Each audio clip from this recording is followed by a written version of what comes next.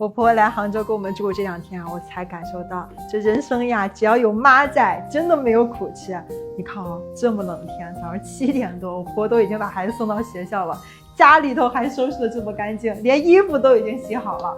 而且我们想睡到几点就睡到几点，不管什么时候起床，我婆婆总是在厨房里头给我们忙活热腾腾的早饭。妈，哎，谢了，女儿，我拿炖蛋，哎，快，谢谢妈。好吧。